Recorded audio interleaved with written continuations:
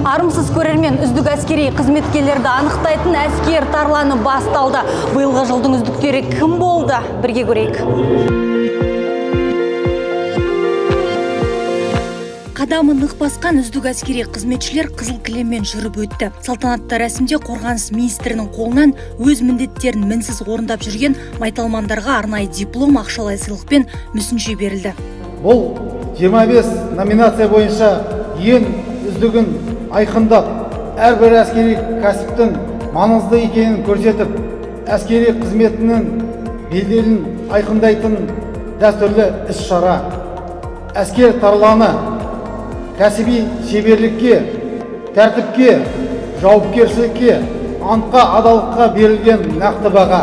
Қарулы күштердің әскери түрлерінде өңірлік қолбасшылықтарда, әскери бөлімдер мен мекемелерде мамандар іріктелді. Үздік атанған әскери қызметшілер жыл бойғы қажырлы еңбектерінің лайықты бағаланғанына көңілдері толды. Өте керемет сезімдемін. Әрине, бұндай жетістікке жету оңай емес. Мен Бейнеу ауылы 9916 әскери бөлімден келіп тұрмын. Әрине, бұл жеңіске мен өзімнің арқамда емес, сол 9916 әскери бөлімнің командирінің және бірінші арнайы мақсаттағы барлау ротасының әріптестерінің арқасында, солардың қолдауының арқасында жетіп отырмын. Мұндай мәртебе ие болу мен өзімнің әскери теңіз күштерінің басшылығына және де өзімнің кеме экипажының жеке құрамына көп алғысымды айтам. Бұл жердегі тек бұл менің жетістігім емес, бұл менің кеме экипажының жетістігі деп санаймын. Қарулы күштер құрамында өткізілген радиоэлектрондық күрес барысы әскер тарланы байқауының жеңімпазымын.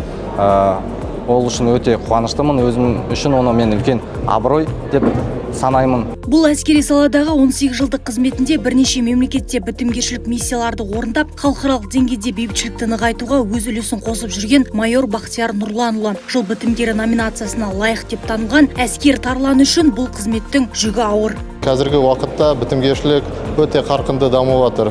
Сол себепті келешекте бұл сала ары қарай дамиды деп үлкен үміттенемін. Бұл мәртебеге лайықтымын. Осына мүмкіндікке рахмет. Жеңімпаздарды қолдауға отбасы мүшелері де келді. Шара соңында барлығы жиналып естелік суретке түсті. Еш бітімға шыдамай, кек болмайды. Біреуге жан қайғы, ал біреуге ман қайғы. Сен қашан әскерден, мен қашан әскерден.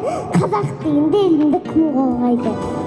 Гүлия Айтуғанова, Жандыл Қанапиянов, Ержан Дүйсен, Астана қаласынан.